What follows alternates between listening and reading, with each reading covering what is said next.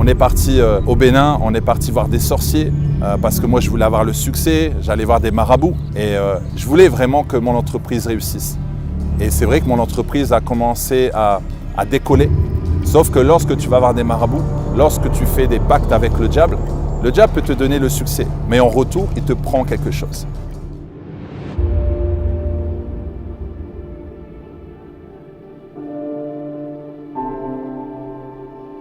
Bonjour, je m'appelle Max Ro.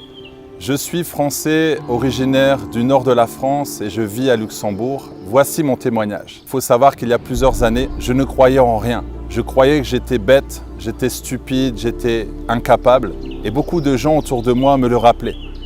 J'ai pas eu une enfance très difficile, sauf que mes parents se disputaient beaucoup. À la maison, il y avait beaucoup de querelles, beaucoup de disputes. Mes parents ont divorcé, ils se sont remariés, ils ont encore divorcé. Et chaque soir, j'écoutais leurs disputes. Je me nourrissais en fait de cette haine, de cette colère. Et je me souviens lorsque mon père a été muté sur l'île, dans un collège où vraiment le taux de délinquance était très élevé. Je suis arrivé en plein milieu de l'année. Et là, on est venu me voir, on m'a dit « T'es le petit nouveau ?» J'ai dit « Oui ». Il m'a dit « On va te souhaiter la bienvenue ». Alors j'attendais qu'on puisse me donner un cadeau, un ballon de football. On m'a dit « Tu vois ici, on est 400 élèves et on doit tous te donner un coup de poing dans le ventre. Voilà, c'est notre manière de te souhaiter la bienvenue. » Alors j'avais deux choix. C'est soit devenir une victime jusqu'à la fin de l'année, me prendre des coups, être harcelé, ou alors devenir un méchant garçon, un bad boy. Et c'est ce qui s'est passé.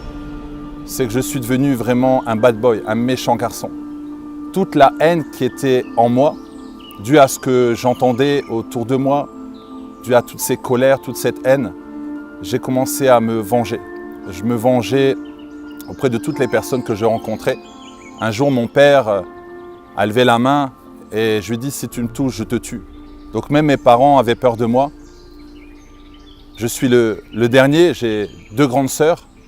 Et c'est vrai que les deux grandes sœurs, à un moment donné, étaient parties de la maison, donc je me retrouvais tout seul. Et je pleurais dans ma chambre, mais je ne voulais pas le montrer. J'écoutais beaucoup de reggae, je fumais de l'herbe pour essayer de m'apaiser, mais j'étais très violent. J'avais un entourage qui ne m'a pas beaucoup aidé, notamment les amis, qui ont fait beaucoup de bêtises. On a commencé à faire des cambriolages, on a commencé à racketter, frapper les gens dans la rue. Même un jour, on a frappé une personne vraiment à mort pour une cigarette. Et je voulais toujours me faire remarquer. À l'école, j'avais des mauvaises notes, j'étais en échec scolaire. Je voulais toujours exister. En fait, j'étais rebelle. Je montrais que voilà, j'étais quelqu'un d'intéressant, mais en fait, au fond de moi, je me disais sans cesse que j'étais nul, j'étais incapable, je n'avais pas confiance en moi. Et à l'école, on me disait « mais rien de bon va sortir de toi ». Et donc j'ai grandi comme ça vraiment avec cette souffrance. Je voulais plusieurs fois me jeter du pont. Je voulais plusieurs fois me pendre. J'étais très mal dans ma peau. Et j'avais tellement de violence en moi. Et je suis parti à l'armée. L'armée, en ce temps-là, était obligatoire. J'avais 18 ans. Et je suis parti dans les commandos. Alors ça m'a fait beaucoup de bien, mais sur le coup, ça m'a fait beaucoup de mal. Pourquoi? Parce que je devais obéir. Parce qu'il y avait l'autorité, il y avait la discipline. Et ça, je n'acceptais pas du tout. Mais ça m'a fait beaucoup de bien parce qu'à un moment donné, j'ai dû m'humilier. J'ai appris ce que c'était le respect. Respect envers les autorités, le respect envers les parents et le respect envers l'entourage, envers soi-même. Mais j'étais toujours mal dans ma peau. Et donc j'allais en boîte de nuit, je sortais avec des filles et j'étais vraiment complètement perdu. Je faisais beaucoup de sport, ça me permettait vraiment de me dépasser. J'aimais vraiment tout ce qui était défi, j'aimais vraiment tout ce qui était challenge. Et c'est ce qu'on faisait avec nos amis du quartier. Je croyais en Dieu. J'allais à l'église catholique, mais j'y allais 3 fois par an. Et même quand j'y allais, Je voyais qu'on mettait de l'argent dans la quête. Et moi, je me disais, mais comment je pourrais faire pour essayer de voler l'argent? En fait, je n'allais pas vraiment pour Dieu, mais j'allais juste par intérêt ou alors pour aller voler de l'argent qu'on pouvait trouver dans les caisses. Mais je savais qu'au fond de moi, qu'il y avait toujours quelqu'un qui me protégeait. Mais je me suis dit, Dieu en a rien à faire de moi. Je suis tellement sale, je suis tellement mauvais, je ne fais pas du bien autour de moi. Donc je me suis dit, mais Dieu m'a abandonné. Dieu ne regarde que les gens qui réussissent, qui font de belles choses, voilà, des gens que lui a choisis. Et j'ai compris plus tard en fait que Dieu aime tout le monde, Jésus aime tout le monde. Et il est allé à la croix, voilà, pour nous tous. Et c'est plus tard que j'ai découvert cet amour. Mais ce n'est pas venu tout de suite. Après l'armée, j'ai rencontré Grace, qui est devenue par la suite mon épouse. Nous sommes partis à Luxembourg. Et c'est à Luxembourg, vraiment dans ce pays où tout a démarré. J'ai eu cette grâce de pouvoir travailler en tant que coach sportif, entraîneur de fitness, car j'aimais vraiment le sport et je pratiquais beaucoup. Et j'ai commencé à pratiquer aussi des massages. Dans ce centre, en fait, on cherchait un masseur et j'ai dit, moi, je ne connais rien, je n'ai jamais massé, mais on va t'apprendre. Et en fait, en quelques jours, voilà, on m'a appris les massages, j'ai commencé à masser les clients et j'ai découvert que j'avais vraiment ce don. J'ai vraiment découvert que non seulement j'aimais ça, mais vraiment, j'avais quelque chose dans les mains. Et j'ai commencé à avoir de plus en plus de clients dans ce centre. Et j'ai eu un déclic, je me suis dit, mais pourquoi pas créer mon entreprise et pourquoi pas aller masser dans les sociétés avec une chaise qu'on appelle massage assis. C'est massage de 15 minutes, on pratique à travers les vêtements. Et je me suis retrouvé à les masser dans les entreprises. J'ai créé ma propre entreprise. Et avec mon épouse, on a commencé à masser. Et quand vous êtes dans les massages, vous connaissez tout ce qui est yoga, tout ce qui est reiki, tout ce qui est énergie. Et moi, je cherchais la paix. Donc, je pensais que lorsque je faisais le yoga pour me vider en fait de mal, me vider de tout ce qu'il y avait dans mon cœur, je pensais que ça allait m'apaiser, mais en fait, ça ne m'apaisait pas réellement. Parce qu'on sait très bien que lorsqu'on fait le vide, il faut qu'on soit rempli. C'est ça la différence avec le Saint-Esprit. Le Saint-Esprit te remplit, alors que quand tu fais le yoga, tu fais le vide. Et j'étais complètement vidé, j'étais complètement perdu. Je voyais qu'en fait, ça ne m'amenait pas réellement la paix. Et on est parti au Bénin, on est parti voir des sorciers, parce que moi, je voulais avoir le succès, j'allais voir des marabouts. Et je voulais vraiment que mon entreprise réussisse. Et c'est vrai que mon entreprise a commencé à décoller. Sauf que lorsque tu vas voir des marabouts, lorsque tu fais des pactes avec le diable peut te donner le succès. Mais en retour, il te prend quelque chose.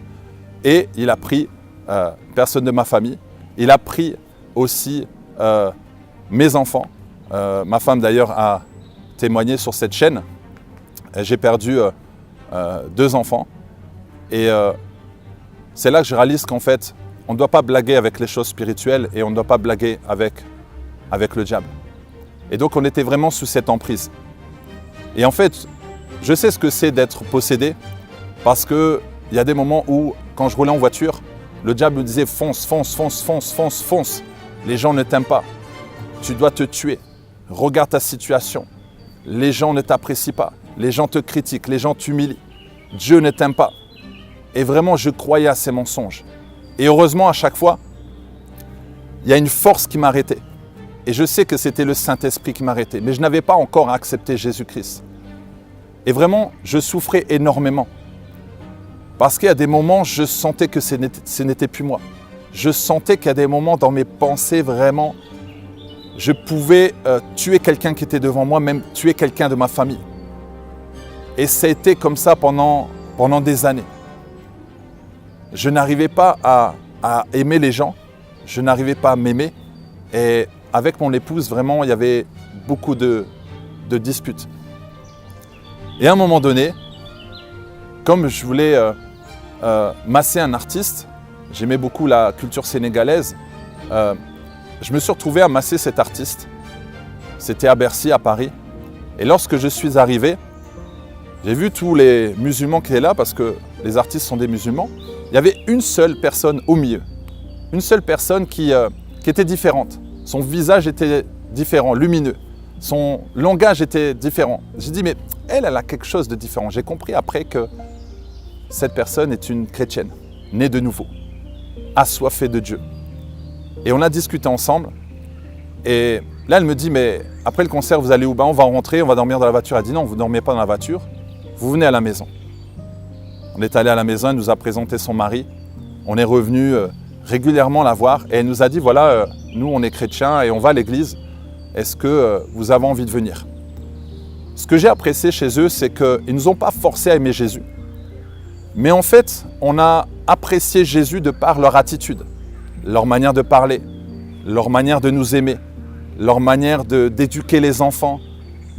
Le couple frais, équilibré, ça nous a touchés. On s'est dit, waouh, on va aller voir ce qui se passe à l'église. Et on arrive là-bas et on voit des gens heureux. Ah, je me suis dit, mais il y a encore des gens sur cette terre heureux. Parce que moi, j'étais mal dans ma peau. Donc quand tu es mal à l'intérieur, forcément, tu vois le mal à l'extérieur. Et je me dis, les gens sont tellement heureux. Qu'est-ce qu'ils ont à lever les mains vers le ciel? Et je me suis dit, mais on va faire la même chose. Et j'ai levé les mains vers le ciel, mon épouse aussi. Et là, j'ai commencé à pleurer. J'ai senti un feu venir en moi. J'ai senti un amour venir en moi dans mon cœur. Ça m'a tellement touché. J'étais bien. Comme si, en fait, on m'avait pris dans les bras. Et j'ai senti vraiment l'amour du Père. J'ai senti que Dieu m'avait touché. Et à ce moment-là, vraiment, ma vie a commencé à changer. J'avais honte parce que, voilà, j'étais très orgueilleux. Un homme ne pleure pas, un homme est dur. Et là, vraiment, je lâché prise. Et le Seigneur m'a fait tellement du bien. Et là, j'ai regardé sur le côté, je dis, ah, j'espère que ma femme ne m'a pas vu. Et quand je l'ai regardée, elle pleurait aussi, elle avait été touchée. On a été touchés en même temps. Et là, j'ai expliqué après aux amis, je leur ai dit, mais qu'est-ce qui s'est passé? Ils disent, ah, Jésus vous a touché. Jésus vous a tendu la main. Maintenant, c'est à vous d'accepter Jésus-Christ. On a mis 8 ans avant d'accepter Jésus. Parce qu'on est rentré chez nous et on a commencé à continuer à faire nos bêtises. Aller voir encore des marabouts, aller voir des médiums, aller voir des voyants. En fait, comme on avait encore ce pacte avec le diable ne voulait pas nous lâcher. Pendant 8 ans, nos amis ont prié pour nous.